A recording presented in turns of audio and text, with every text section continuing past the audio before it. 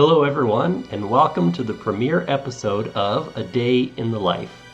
A friend of mine had recently subscribed to my YouTube channel, although I don't think he has ever touched a video game in his entire life. I said, you know, most of my videos will be me playing video games. But eventually this idea came to me, a video that my subscribers will actually watch. Now, having just recently gotten high-speed internet, no joke, what would I do with this amazing power? Well, like the popular saying goes, with great power comes great power plants burning fossil fuels, which cause people to whine and witch hypocritically because they themselves are using this power. Oops, wrong kind of power there. But I digress. Getting back to the subject, what exactly is the goal here? Simply put, become a YouTube sensation. And here we use the word sensation to mean go completely unnoticed by the entire world. My YouTube channel, Great Games Before Your Time, is the dedicated team of one person working hard to showcase the amazing video games that the rest of the world no longer cares about because it's more than 6 months old or it's not Fortnite. Which actually brings us to my typical day. Spreading the word that video game makers actually used to make games that were really fun and were actually games.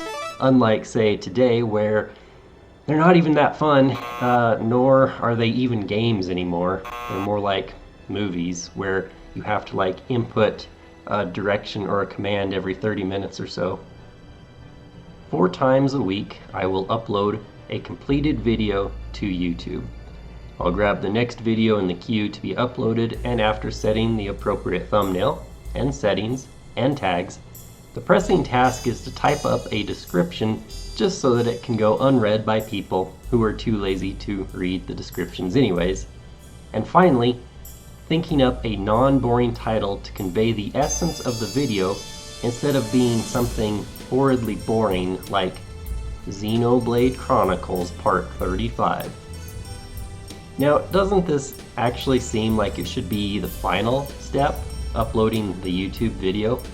Well, my routine is a well-oiled machine, and just like Nintendo, who simultaneously works on developing multiple games at the same time, I divvy up my time so as to have in place everything I need as I work through my huge backlog of already recorded video game footage. 6 or 7 days a week I like to create and export a Final Cut video ready to be uploaded to YouTube. In going through the footage, some things need to be cut, other things need to be added.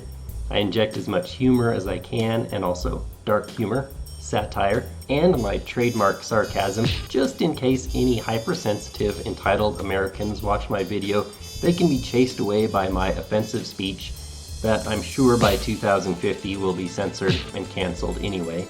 Also important for these videos are various overlay images to place on top of the video for an added flair, or underlay images for between scenes or during fade outs, something that is still visually appealing during the transitions. You know, something better than a blank screen.